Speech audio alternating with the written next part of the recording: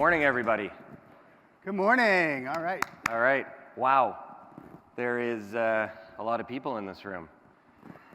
Thank you for taking time out of your busy schedule to join us today. It's going to be a great day. We've got a great lineup of speakers this morning. And welcome to the first annual Future of Power event. We plan on doing this every year and hope to have you join us every year for this great event. I'd like to, first of all, give a shout out to our key sponsors, our premier sponsors, ABB and Electra, who showed as a testament to their progressive nature to support this event from day one. So thank you very much, ABB and Electra.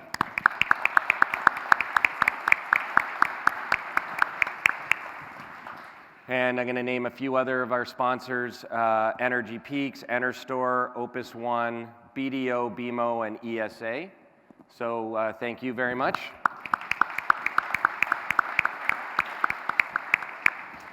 And I wanted to also give a quick shout out to our marketing team headed by Ariel and Kim and team for their tireless dedication to this, putting this event on, and Media One with Derek and Corey and their entire team and Amy. So thank you very much. They're going to make this day very special for everybody. So thank you very much. So at Spark, we're committed to a culture of safety. So at every meeting, we begin with a safety moment. A safety moment is about just bringing your mind towards the things around you to make sure that you're being safe in the activities that you're performing in that day. So we're going to start today with a safety moment, sponsored by ESA. Dave Colley and his team, thank you very much. Today we're going to talk about driving. In Canada, there's about 160,000 accidents a year, resulting in just under 3,000 deaths. So at Spark, we have a few life-saving rules that we like to apply. First, give yourself some extra time to wherever you're going. Don't rush. Secondly, obviously leave some space between you and the car in front of you. And of course, don't text, don't be on your phone, get rid of all the distractions. We want to make sure you have a great day here and everyone arrives home safely. All right, so the Future Power event.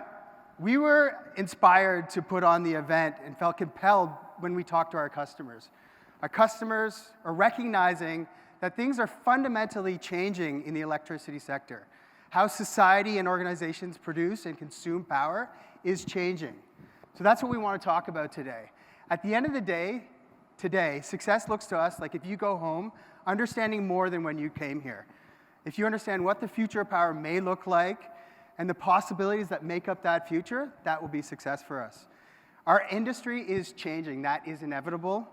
And how we respond to it, how we change with it, will determine where that future goes. So, Jay, what is the future of power to us? Well, thanks for asking, Andrew. All right. So at Spark Power, we spend a lot of time talking about what the future of power is all about. That's what this event is all about. So for us, it's really three things. It's distributed, first of all. The origins of electricity, of course, we're in Lower Manhattan. I think a lot of people know the story, and we'll talk about the grid shortly. And with Thomas Edison's development of the Pearl Street site, we saw initially 82 customers served by that local grid, and now that's evolved into an entire continent and globally what powers the entire planet, really. And for 100 years, it's felt like that. It's been built like that, right? It's the world's largest machine, and it's been the most efficient way to deliver power globally for well over a century. But with the advent of distributed energy resources, of course, we can now economically both generate and store power locally.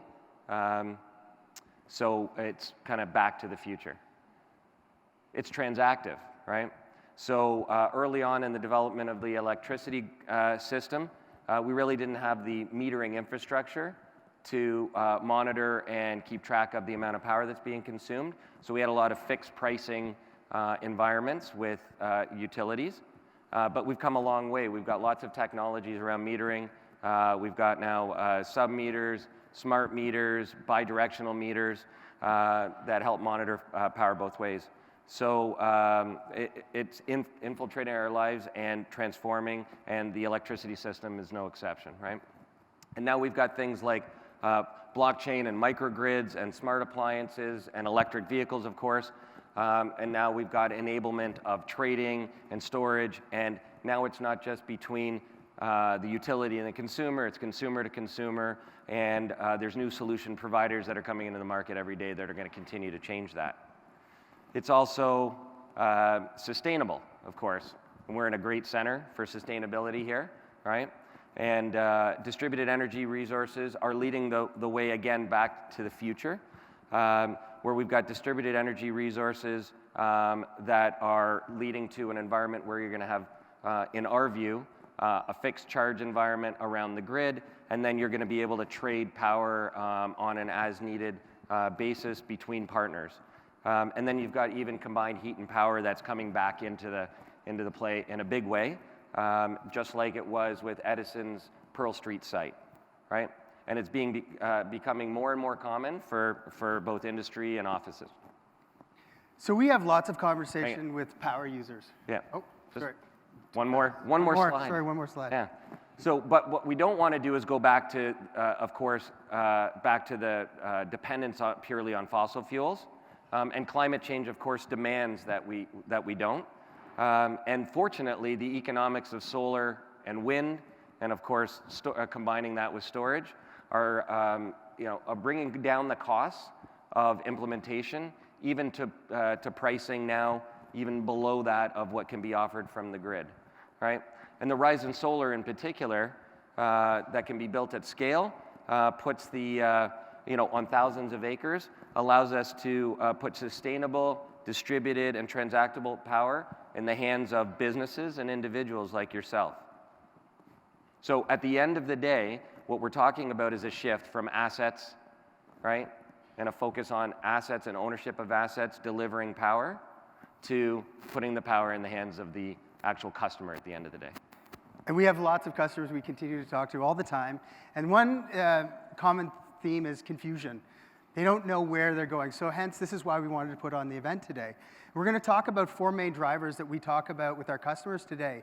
That's sustainability, reliability, cost, and quality. With regard to sustainability, it's a key pain point. People want to be more sustainable, but to date, it's been more expensive. You're going to hear a lot of our panelists talk about that today. It's also going to share the stage with reliability. We hear about your challenges with continuity and consistency and resiliency of your power. We're looking to help our customers be more resilient. We're going to talk about things you can do on site today. Cost, of course, your power is getting more expensive. Traditional power. There are alternative sources. We've seen low prices in the US as low as 3.5 cents a kilowatt hour. Some lower than that. I think we saw that in Alberta with some wind contracts. But some people are paying to green their power. We feel that you don't need to necessarily be on that track, that you can buy green for less today. And you're going to hear that some of those trade-offs between costs, reliability, sustainability, they're starting to recede. And some of our panels will take us through that today. As an example, Tony Seba will talk about that. Tony's going to speak after lunch. We'll close out the day with a big picture on energy and life from someone who's seen it from every angle, literally, Chris Hadfield. But to kick us off and provide us for context what we hear today, we're going to start things off with Gretchen Bakke.